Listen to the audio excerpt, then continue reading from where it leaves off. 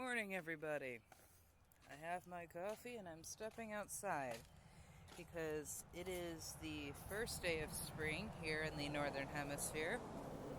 Hemispheres are a joke thing for me if you are in my inner circle.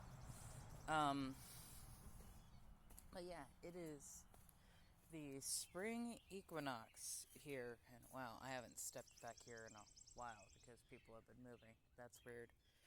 I wanted to ground myself a little bit while my water is boiling for my breakfast. Oh, that's nice. That's nice. But I was in the middle of getting a message myself from one of the most amazing readers, 303 High Priestess. I love her so much. And I felt like I needed to come and share one with you guys. Um,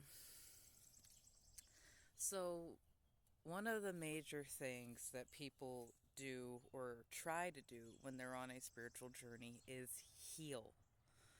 Heal from hurt, heal from abandonment wounds, heal from trust wounds, heal from child wounds, father wounds, mother wounds, self-image wounds. There's so much that damages our heart, our soul, our capacity to love and receive energy. And when you're going through the healing process, it's very raw and cumbersome because you have to look at everything that had hurt you again. And for some instances, it's been a really long time since you've thought about that. In other instances, it's something you blocked out and tried to forget.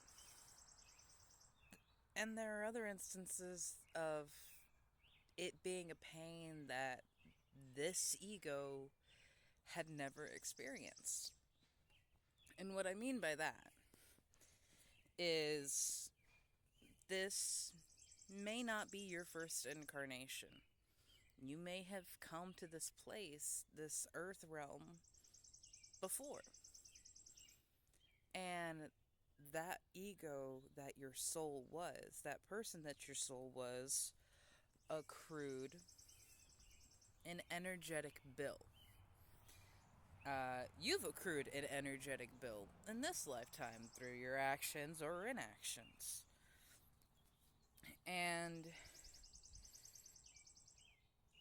the pain and the hurt and circumstances, I see a cardinal over there. Thank you, Spirit. That's beautiful. That carries over. And so one thing, the reason why I'm coming on speaking of this is because I've gone through a very powerful healing very recently when I was watching Life with Eddie Murphy and Martin Lawrence. I had a memory of how one of my past lives passed. And it revealed to me a lot of reasons as to the root of this father wound, lover wound that I have, this fear of being loved, this fear of trusting, this fear of having someone like that, because for all sorts of things. In this lifetime, she didn't have anyone to tell her her worth. She didn't have anyone to tell her it was wrong for her husband to see someone else when she was pregnant with their child. She just accepted it. And it did not end well for her. I'm not going to share all of that because that is my personal heartache and it is very raw for me still. I'm still dealing and processing with this. But rounding it back to my main point as to what I wanted to talk about here. When you are healing, when these memories and wounds come up for you to wash, it creates this void of energy, because like when you pop a pimple and there's like this cavernous pit where that pustule, where that infection was, it has to be filled with rubbing alcohol and cleansed, otherwise it's just going to be refilled with more nastiness or scar.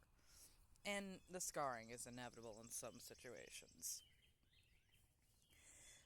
But for you personally, it can make you very, very sensitive and reactionary to the people around you. And so, my words of experience and advice to the people that are healing is to have patience and grace with yourself, because you are allowing yourself to feel a deeper, more raw and primal emotion than you have allowed yourself to feel before. And that makes everything so much stronger. My head is buzzing. That makes everything so much more. So things that used to only slightly irritate you could suddenly be very triggering. You are healing, not healed. It is a process, and it is an ongoing process. The construction that just started down there, that's going to be fun to deal with all day. But again, you are under construction, and during those times, it's loud and annoying and energetically disturbing. I digress. Your healing process will look different for everyone, and there are a lot of people that would judge you for how you've dealt with something, because for whatever reasons, I personally have often found the main reason being you are reflecting onto them something that they are not looking at, something that they are not ready to see in themselves, something they have denied in themselves. I'm a very overtly authentic person, and that disturbs some people if they have not spent time getting to know themselves or love themselves or have even given themselves permission to be themselves. And they're stuck in the boxes that they had to be in because that's where they felt safe. That's where they felt secure. Speaking from my own experiences, you can only stay in those places for so long until it becomes energetic poison. Because stagnant water is toxic. Hey, I'll show you. Do you think that looks like healthy water? Does that look like something you'd want to drink? When you keep yourself stuck in a single mind, when you hold the same value and identity that you have held for years, you are just like that. Just collecting toxicity. And it's not good for you. It's not good for anyone around you. So, while healing is extremely upsetting, frustrating, and revealing,